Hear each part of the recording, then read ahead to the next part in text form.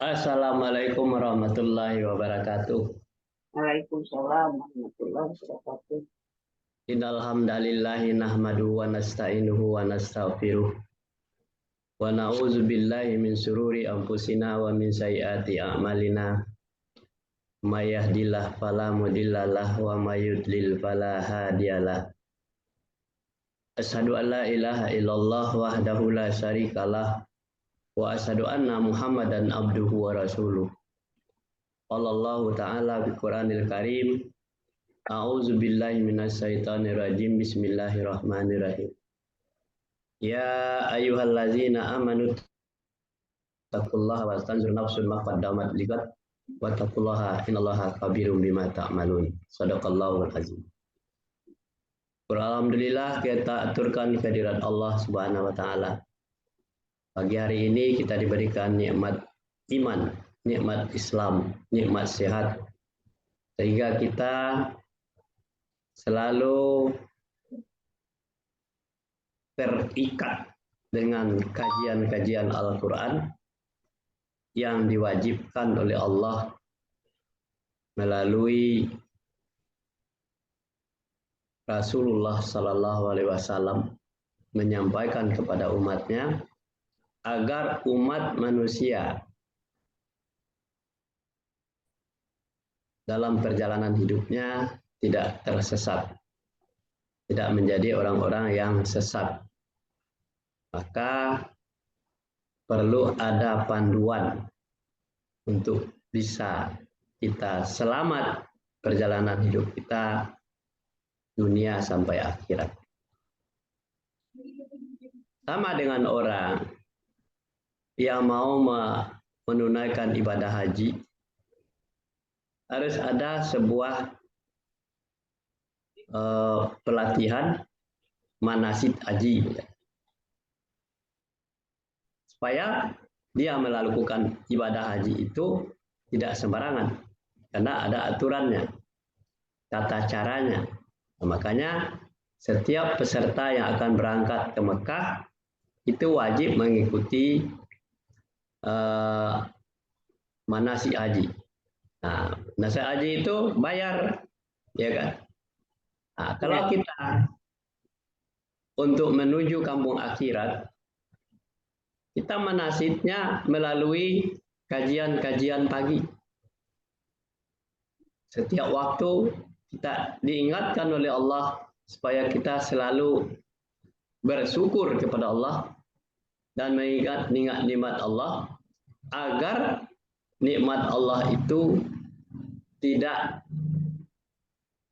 berkurang sehingga kita bisa menikmatinya. Jadi rasa syukur itulah yang harus ada di dalam diri kita setiap saat. Kita tidak peduli dengan orang-orang yang juga melalaikan, mengajak kita untuk kita berdiskusi ataupun menyampaikan sesuatu untuk masalah hidup. Lebih baik kita berdiskusi dengan ayat-ayat Al-Quran. Itu lebih jelas, lebih terang, sehingga tidak ada satupun yang merasa dirugikan. Nah, jadi kalau dengan Al-Quran kita bicara, tidak ada satupun yang dirugikan. Semuanya adalah agar manusia itu aman, damai, sejahtera dunia dan akhirat. Itulah gunanya kita mengaji Al-Quran. Jadi kalau orang yang susah untuk diajak mengaji Al-Quran, itu kita sudah melihat sejauh mana kadar iman di dalam dirinya sendiri. Itu diajak mengaji aja susah, apalagi dia diajak untuk berdiskusi untuk masalah kesejahteraan dunia dan akhirat supaya sejahtera bersama-sama. Ini dasarnya kita mengaji pagi ini. Dan terus-menerus hendaknya menjadi gaya hidup kita. Al-Quran itu adalah sebagai pendamping hidup kita, pedoman hidup kita, untuk kita menuju kampung akhirat. Ya, pada Nabi besar Muhammad Sallallahu Alaihi Wasallam kita tidak lupa mengirimkan salawat dan salam kepada beliau karena dengan perjuangannya, dengan kesabarannya agar manusia itu selamat dunia dan akhirat, inilah yang dikhawatirkan oleh Nabi itu. Setelah dia wafat nanti bagaimana umatku, umatku, umatku. Itu kata Nabi. Kalau umatku jauh daripada Al-Quran, pasti itu akan terjadi fenomena kesesatan. Sebab iblis itu tidak pernah berhenti, mulai dari tidur, bangun tidur, kalau kita tidak membaca A'udzubillahi minasyaitonirrajim, berarti kita sudah berkolaborasi dengan setan. Berarti kita sudah bersama-sama dengan setan. Jadi apabila kita berzikir kepada Allah, bacakanlah di dalam hati kita A'udzubillahi minasyaitonirrajim. A'udzubillahi minasyaitonirrajim. A'udzubillahi minasyaitonirrajim. A'udzubillahi minasyaitonirrajim. Itu 5 kali kita bacakan, dilafalkan di mulut kita, di hati kita. Aku berlindung hanya kepada Allah dari godaan setan yang terkutuk. Aku berlindung hanya kepada Allah dari godaan setan yang terkutuk. Aku berlindung hanya kepada Allah dari godaan setan yang terkutuk. Itu zikir yang paling ampuh untuk menangkal setan. Kalau kita membaca misalnya membaca ayat kursi, membaca qul huwallahu ahad, qul huwallahu samad, qul a'udzu birabbin nasi, qul a'udzu birabbil falaki, itu anak sebagian kita setan juga bisa baca seperti itu. Tapi kalau a'udzubillahi minasyaitonirrajim, aku berlindung hanya kepada Allah dari godaan setan yang terkutuk, setan tidak bisa ikut serta membaca. Jadi oleh sebab itu kita lanjutkan kaji kita kemarin supaya mengulang. Nah, ini dia.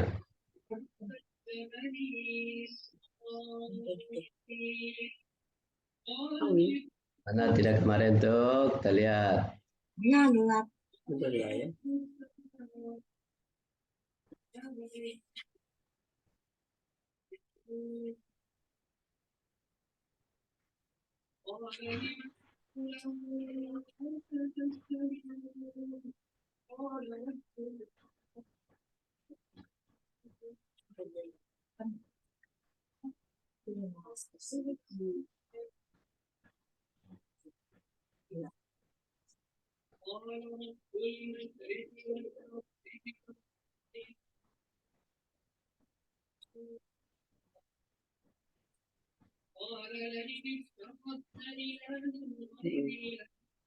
Nah, kita bisa review kembali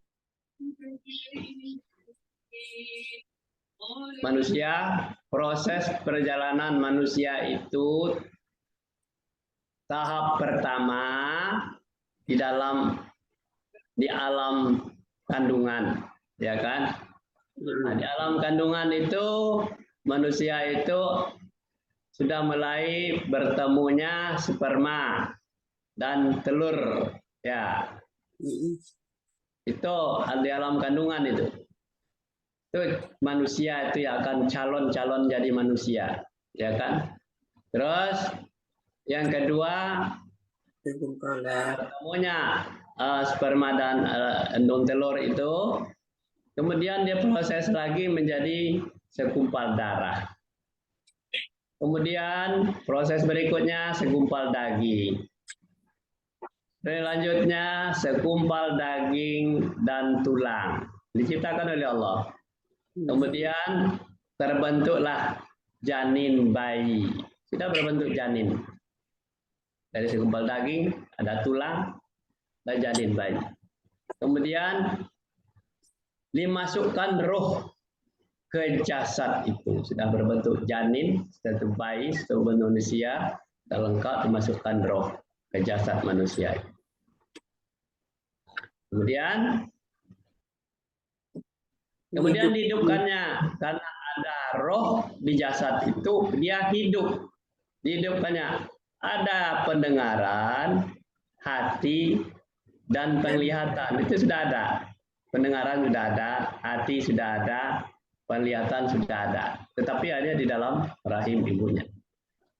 Kemudian bentuk tubuh bayi sempurna. Nah, sempurnanya itu adalah mulai dari kakinya, tangannya, badannya,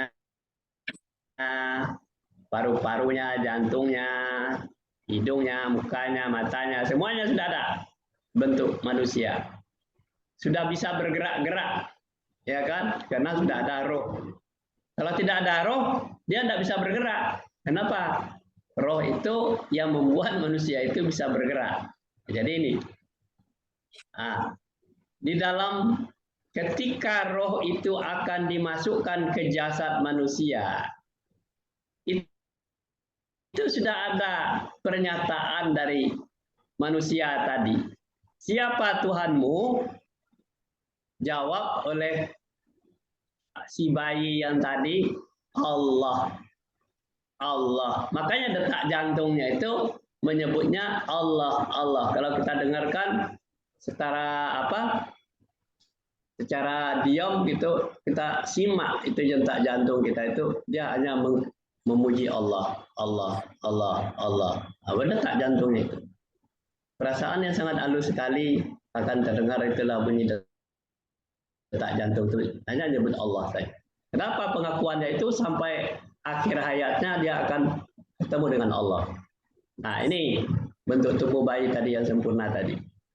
Kemudian bayi tadi sudah cukup umurnya. Tadi ketika ditiupkan roh itu umur 40 hari di dalam kandungan. Kemudian sudah 9 bulan, ya kan, bayi itu lahir ke bumi. Dia sudah mulai alam, melihat keluar dari rahim ibunya dan melihat. Makanya dia nangis. Kenapa dia nangis? Karena dia khawatir nanti akan terjadi sesuatu hal, pengakuan yang tadinya Allah, dia akan bisa berubah menjadi setan, menjadi iblis, menjadi apa. Itu yang dikhawatirkan oleh si roh itu tadi. Makanya dia nangis melihat alam semesta ini. Perjuangan hidupnya luar biasa untuk mempertahankan roh tadi. Kemudian lihatlah ada di alam dunia. Ya, ini di alam dunia ini adalah salah satu proses perjalanan hidup manusia. Kalau manusia itu sudah paham terhadap ini, dia pasti dia akan ingat kepada Allah. Itulah namanya zikir, ya kan? Nah, zikir yaitu Allah, Allah, Allah. Hidupku, matiku, ibadahku serahkan kepada Allah. Hidup, mati, dan ibadahku hanya terserah kepada Allah. Inna salati wa nusuki wa mahyaya wa mamati lillahi rabbil alamin. Hanya kepada Allah diserahkan. Nah, kita baca. Kita ulang lagi, tidak apa-apa. A'udzu billahi minasyaitonir rajim. Bismillahirrahmanirrahim.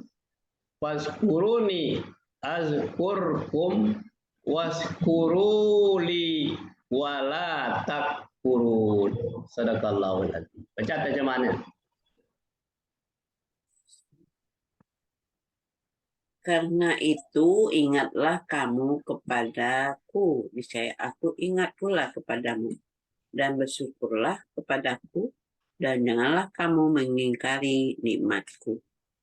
Nah, karena itu adalah lanjutan dari yang tadi, dari perjalanan hidup manusia tadi, dari alam kandungan, ya bertemunya sperma, kemudian segumpal daging, segumpal darah, segumpal daging, segumpal tulang, segumpal daging dan tulang, kemudian terbentuknya bayi, janin bayi, kemudian ditiupkan roh, kemudian dihidupkan pada pendengaran dan hati, penglihatan, bentuk tubuh bayi yang sempurna, kemudian dia lahir ke bumi, di alam di dunia.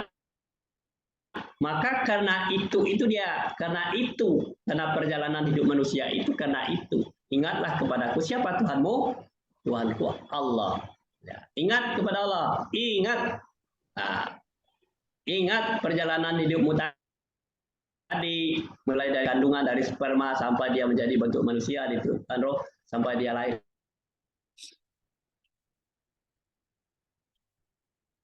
Nanti. Kok berhenti? Nah, hanya berterima kasih kepada Allah karena Allah sudah memberikan fasilitas semuanya. Mulai dari perjalanan hidupnya sampai dia sehat, walafiat, kemudian bisa tumbuh menjadi manusia. Ingat kepadaku.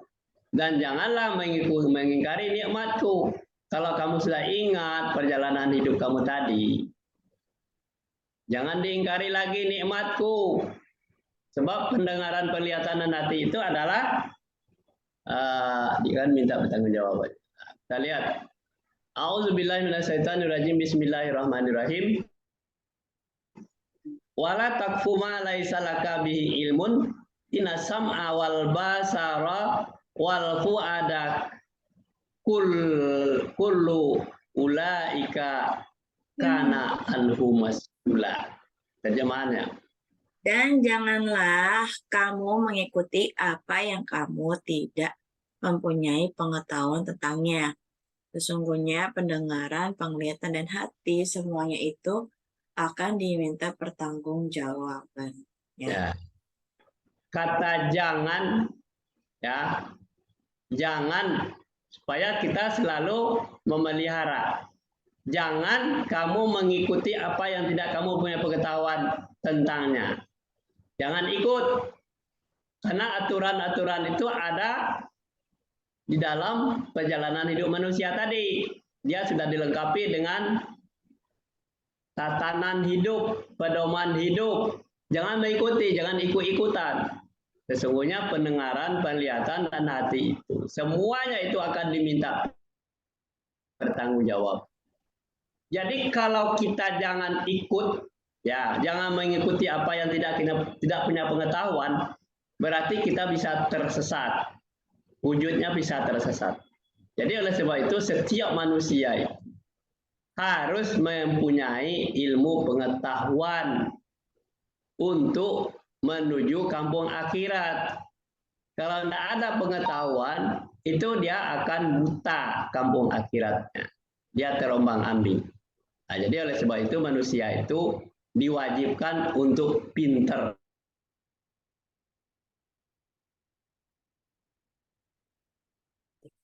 Ya.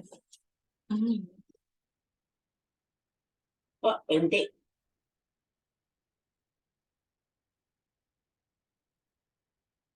Ada pendengaran, penglihatan, dan hati.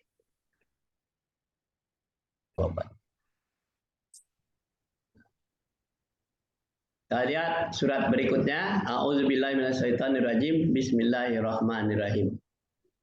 Yauma tashhadu alaihim alsinatuhum wa aidihim wa arjuluhum bima kanu ya'malun. Sadaqallahul azim. Pada hari ketika lidah, tangan, dan kaki mereka menjadi saksi atas mereka terhadap apa yang dahulu mereka kerjakan. Nah, pada hari ketika ketika dia hidup di dunia, pada hari ketika lidah, tangan, kaki menjadi saksi apa yang dilakukannya, apa yang dahulu mereka lakukan. Yang dahulu itu di waktu dia masih hidup. Yang dahulu itu adalah ketika di kehidupan di dunia tadi, manusia yang lahir ke dunia. Ketika pada hari lidah, tangan, kaki mereka menjadi saksi, ya, saya yang melakukan, saya yang melangkah, ya kan, saya yang mengambil, ya kan, saya yang berjalan, itu nanti dia akan ngaku sendiri, tidak bisa berbohong, itu tidak berdelik kepada Allah bahwa kalau dia melakukan memukul, ya kan, lidahnya dia yang bicara, saya yang ucapkan, ngaku sendiri. tangannya saya yang ambil, kemudian kaki saya yang jalan, akan menjadi saksi atas terhadap apa yang dahulu mereka. Tidak bisa berbohong seperti CCTV. Itulah manusia itu, bahwa dia tidak luput dari pandangan Allah. Ada CCTV-nya. Jadi oleh sebab itu manusia itu harus tahu apa yang akan diucapkannya, apakah dia ada ambil tindakannya, bagaimana berjalannya. Itu tidak bisa berbohong. Kepada manusia bisa, tetapi kepada Allah tidak bisa. Itu sudah ada. Nanti akan bicara sendiri. Jadi sudah ayat sama. Kemudian kita baca lihat lagi. A'udzubillahi minasyaitonirrajim. Bismillahirrahmanirrahim. Al-yauma nakhtifu ala afwahihim wa tukallimuna aydihim wa tashhadu arjuluhum bima kanu yaksibun. Shadaqallahul azim. Terjemahannya. Pada hari ini kami tutup mulut mereka dan berkatalah kepada kami tangan mereka dan memberi kesaksianlah kaki mereka terhadap apa yang dahulu mereka usahakan. Nah, pada hari ini kami tutup, berarti dia sudah mati. Ya kan? Tidak bisa bergerak lagi, bisa berdiri lagi. Cari tutup mulut mereka. Yang ditutup, tidak ada cerita lagi. Tutup mulut mereka. Oh, saya yang berjalan, saya yang mengambil, saya yang melihat, saya yang mendengar, saya bicara. Tidak ada, mulutnya ditutup untuk berdalih seperti itu. Nah, berkatalah pada kami, tangan saya yang ambil mereka, dan mereka memberikan kesaksian kaki mereka terhadap apa yang dahulu mereka kerjakan. Jadi itulah kira-kira ini resiko pertanggungjawaban setiap apa tindakan manusia. Ini semuanya akan menjadi saksi. Kalau mulut sudah ditutup, tangan yang bicara, kaki yang bicara, hati yang bicara, semuanya pikiran kita yang bicara, tidak bisa. Tidak bisa kompak. Ketika hidup bisa kompak. Dia mau sembunyi aja bisa kompak. Nah, jadi itu kira-kira ulasan yang tadi. Kita lihat lagi yang belum paham kita lihat seperti apa.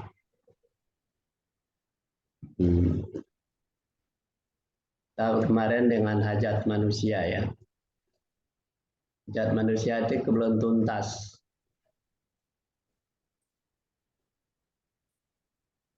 Kita baca di hajat manusia ini sampai bisa.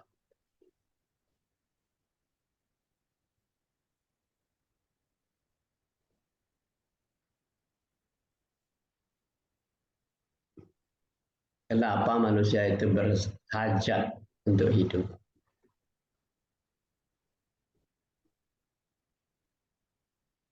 Mana? Diulang lagi dari awal. Dulu, nggak buru-buru, nggak boleh buru-buru. Nih ya.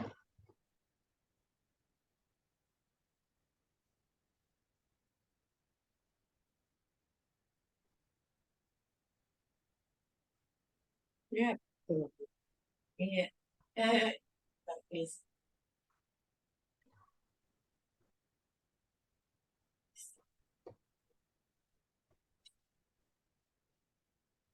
Kita sholat tahajud. Tahajat. Tadi hajat. Bawa baca. Manusia yang Hajat manusia. Ya, hajat manusia. Manusia yang masih mampu berpikir dengan akal yang sehat, menimbang dengan hati yang suci, dan jiwa yang tenang, pasti mengakui bahwa fitrahnya berhajat kepada sesuatu kehidupan yang bahagia, sejahtera, dan selamat. ya. Jadi manusia yang masih mampu berpikir. Berarti kalau dia tidak punya pikiran, Itu jelas itu. Dengan akal yang sehat, nah, caranya dengan akal sehat. Ya. Iya. Bisa menimbang dengan hati yang suci. Jiwa yang tenang pasti mengakui bahwa fitrahnya berhajat kepada sesuatu. Kehidupan, bahagia, sejahtera, dan selamat.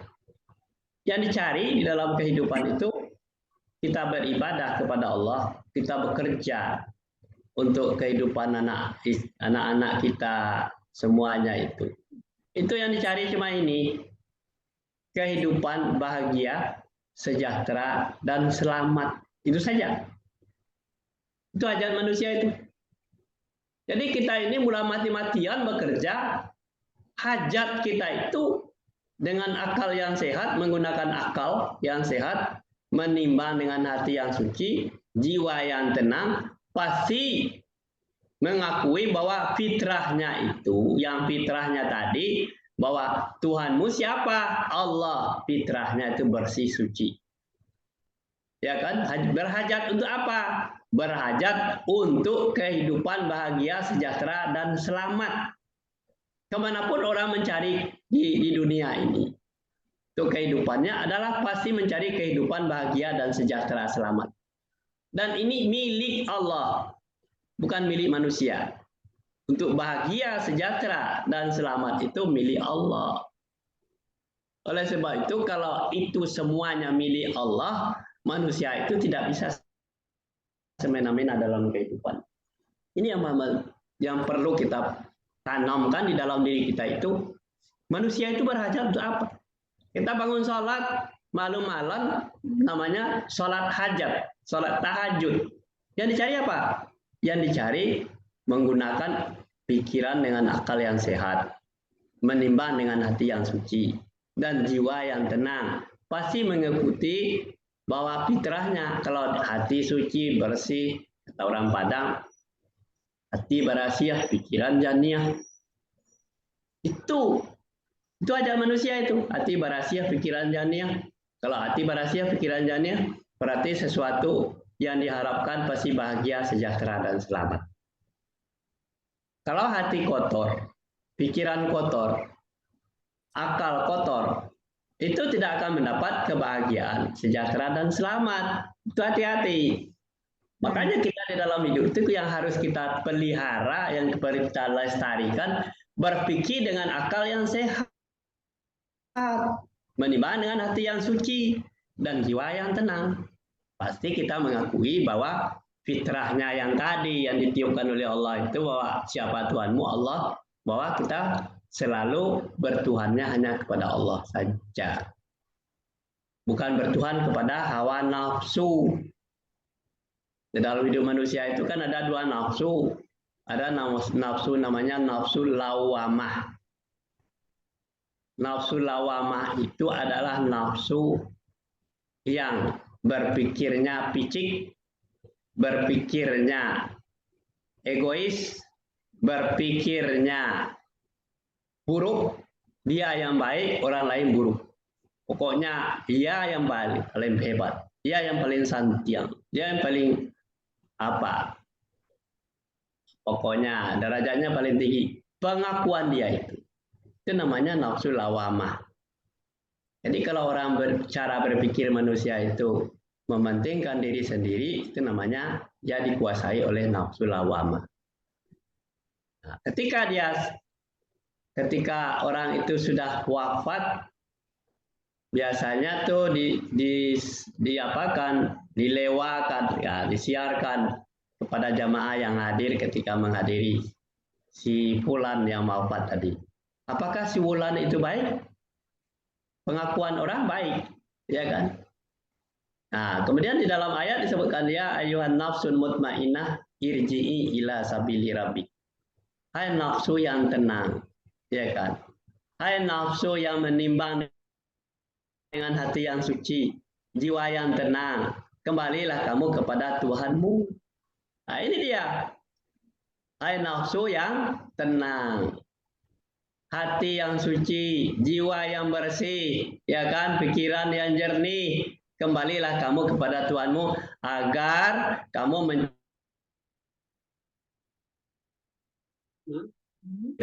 dan selamat.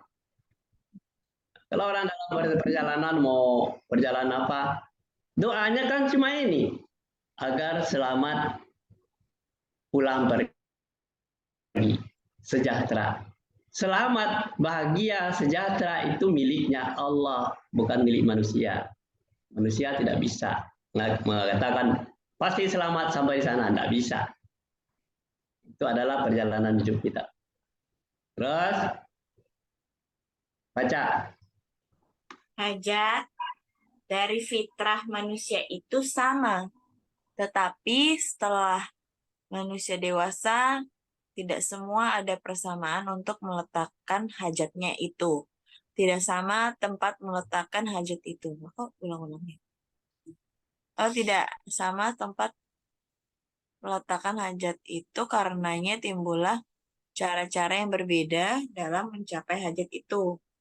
Perbedaan cara-cara ini selalu menimbulkan pertarungan, pertentangan, permusuhan, penumpahan darah, dan peperangan. Demikianlah yang seperti itu berjalan sejak Nabi Adam alaihissalam dan Ibu Siti Hawa, berputra-putri dan bercucu sampai kelak bertemu dengan hari yang terakhir dari hidup dan kehidupan di dunia yang fana ini. Nah, itu dia masalah. Kalau kita sudah tahu masalahnya, fitrah manusia awalnya itu bersih, suci, ya kan? Itu yang harus kita pelihara. Jangan setelah dewasa kita semua bersamaan itu sudah hajatnya sudah berbeda-beda, ya, meletakkan hajatnya. Berarti tidak memelihara lagi fitrah ini permasalahannya. Karena sudah dewasa, sudah lupa kepada hajat yang fitrah itu, fitrah manusia yang sama tadi. Kalau dia lupa kepada fitrah yang sama tadi, ya fitrahnya itu bersih, suci, hati tenang, ya kan, pikiran jernih. Karena lupa, maka muncullah perbedaan-perbedaan, cara pandang yang berbeda, mencapai hajat itu, cara menimbulkan pertarungan, pertentangan, permusuhan, penumpahan darah, dan peperangan. Ini kita kalau perhatikan, orang yang perang itu tidak diridai oleh Allah. Seperti di Afghanistan, sampai hari ini masih perang. Orang itu sudah terbawa oleh arus nafsu lawamah.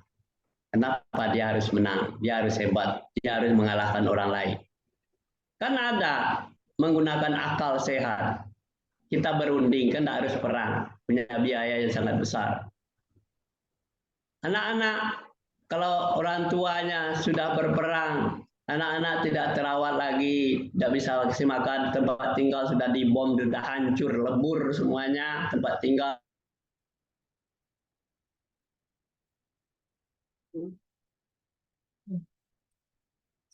Kenapa putus? Ini nafsu lawamah itu yang membuat manusia itu timbullah permusuhan, pertentangan, ya kan? Penumpahan darah, peperangan. Kasihan yang ditinggalkan, yang tidak tahu apa-apa. Dia butuh pendidikan, butuh kasih sayang dari orang tuanya, tetapi orang tuanya lari pergi berperang dalam peperangan mati karena permusuhan tadi. Ini nafsu disebut nafsu lawamah, ya kan? Demikianlah seperti berjalannya sejak Nabi Adam alaihissalam. Sejak Nabi Adam seperti itu, dan Siti Hawa, putra-putrinya, anak cucunya, sampai ketemu dengan hari terakhir dari hidupnya, dan kehidupan di dunia dan alam fana. Ketika Nabi Muhammad SAW Isra Mi'raj, dia di langit yang pertama ketemu dengan Musa, Ibrahim, kemudian dia terus lanjut lagi, dia bertanya kepada malaikat, bisa enggak kamu menunjukkan bagaimana sih bentuknya neraka? Makanya muncullah dia lihat seorang manusia yang wajahnya sadis, wajahnya buram, wajahnya sedih, ya. Wajah manusia ini, siapa manusia itu? Itu adalah Adam alaihissalam. Dia sedih ketika anak cucunya itu masuk neraka. Itu kesedihannya Nabi Adam alaihissalam. Kemudian selanjutnya dia lihat lagi wajah manusia itu berseri-seri, bersih, ya kan? Nah, sesuai dengan fitrahnya tadi. Makanya siapa itu Adam? Adalah Nabi Adam. Dia melihat hamba-hambanya itu, hamba yang soleh, yang baik-baik itu. Makanya dia melihat orang-orang yang beriman dan bertakwa kepada Allah. Makanya wajahnya berubah menjadi berseri-seri, bersih, putih, jelas si Adam. Jadi si Adam itu sudah digambarkan seperti itu dalam perjalanan hidupnya. Dia ada ketika anak cucunya itu ada di dalam neraka. Nabi Adam itu sedih. Kenapa dia menyimpang dari fitrahnya? Kenapa dia ikut perperangan, bermusuhan? Ketika saya masih dalam keluarga yang kecil itu tidak pernah ada dihasut oleh iblis setan. Karena iblis setan yang terkutuk itu tidak berani masuk kepada Adam alaihissalam. Dia terpelihara hidup. Tetapi setelah jauh ditinggalkan oleh Nabi Adam itu dia sedih. Tidak ada si Adam lagi, iblis itu berleluasa untuk menggiring anak cucu Adam ke neraka. Itu yang disedihkan oleh Nabi Adam. Karena dia tidak ketemu dengan umat yang seperti itu. Ini manusia. Dia tidak sampai menyampaikan ayat-ayat Allah kepada anak cucunya yang sudah ditinggal mati oleh Adam. Dia sedih melihat. Nah, masuk neraka. Ketika orang-orang yang saleh yang mau beriman kepada Allah, taat patuh pada aturan Allah, bertakwa kepada Allah, maka Adam itu berseri-seri mukanya, bersih, bercahaya, putih. Itulah. Terus kita lanjut sedikit lagi. Ya. Sebelum manusia pertama dan kedua, Adam dan Hawa, diturunkan Tuhan Allah ke permukaan bumi ini.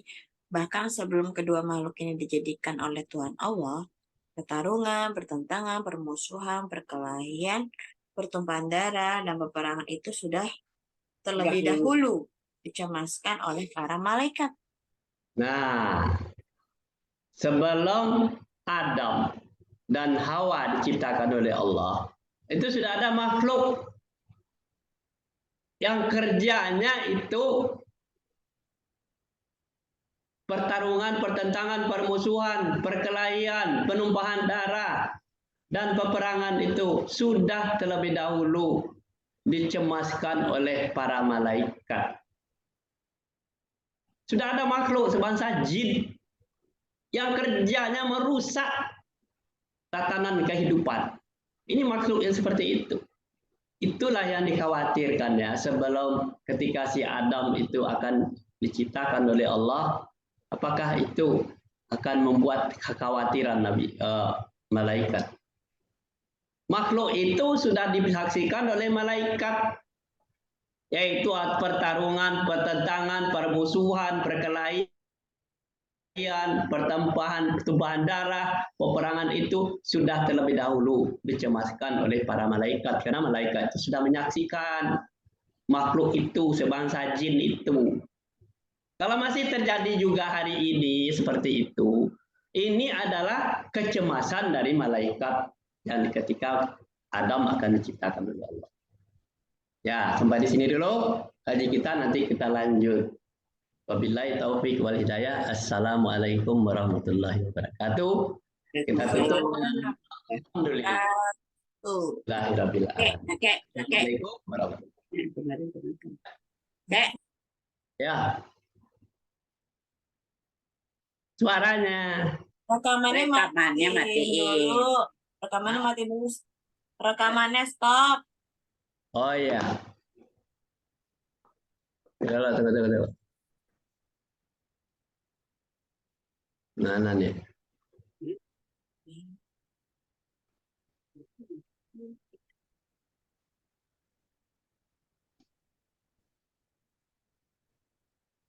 Belum di Eh, stop. Belum di Belum. stop Belum. rekamannya. tunggu.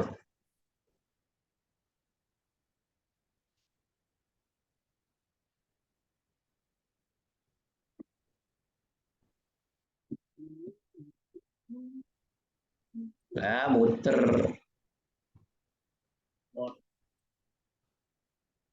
Error.